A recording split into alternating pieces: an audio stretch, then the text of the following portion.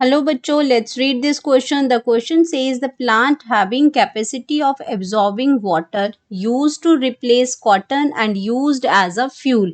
अब यहाँ पे बात कर रहे हैं कि ऐसा कौन से प्लांट की यहाँ बात हो रही है जो कि इसके पास कैपेसिटी होती है एब्जॉर्बिंग वाटर की and use to replace cotton and used as a fuel. तो हमें यहाँ बताना है ये जो प्रॉपर्टी है उसको जो फ्यूल की तरह भी हम उसको यूज करते हैं एंड उसको कॉटन से रिप्लेस करके उस पे उसको कॉटन से रिप्लेस करते हैं। इट मीन्स हमें ट्रांसपोर्टिंग के काम में भी वो हेल्प करता है जो ड्यू टू इस कैपेसिटी ऑफ एब्जॉर्बिंग वाटर। तो ऐसा कौन सा प्लांट है? मार्केंशिया है, रिक्शिया है, स्फैग्नम है या फ्यूनेरिया है? तो यहाँ पे हम बात करते हैं इसमें इन प्लांट्स की। तो सबसे पहले बात करेंगे की कॉन्सेप्ट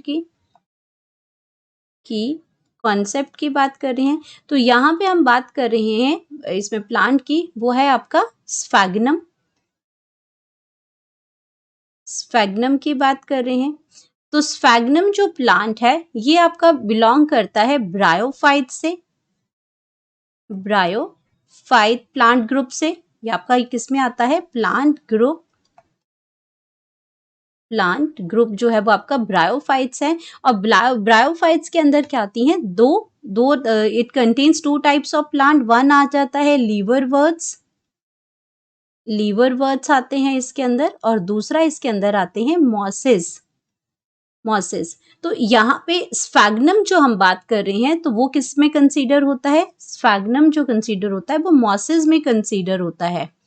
स्फैग्नम की जो बात कर रहे हैं तो स्फैग्नम जो कंसीडर हो रहा है वो मॉसेस के अंदर होता है। तो स्फैग्नम को जब ये ड्राई होता है, स्फैग्नम जब आपका ड्राई कंडीशन में होता है,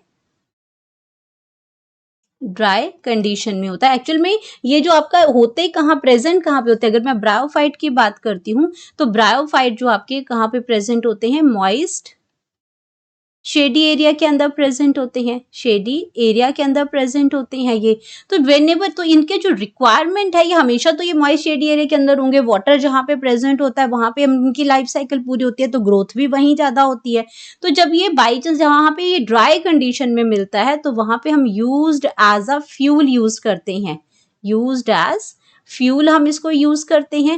एंड ये तो इसकी वन प्रॉपर्टी होगी। स्फैग्नम की जो दूसरी प्रॉपर्टी है वो ये क्या प्रॉपर्टी है कि स्फैग्नम जो मॉस है इसके पास वाटर एब्जॉर्बिंग कैपेसिटी होती है। होल्डिंग वाटर होल्डिंग कैपेसिटी है इसके पास, होल्डिंग कैपेसिटी है इसके पास।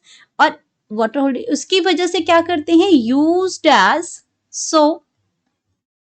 Used as packing material, used as packing material in transport of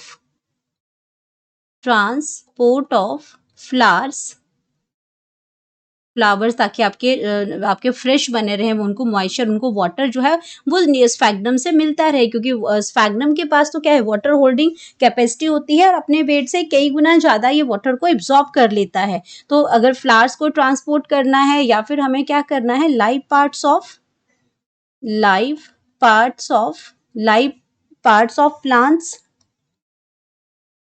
plants, उसमें आपके बल्ब्स हो गए जहां से नए प्लांट्स ग्रो करते हैं, ट्यूबर्स हो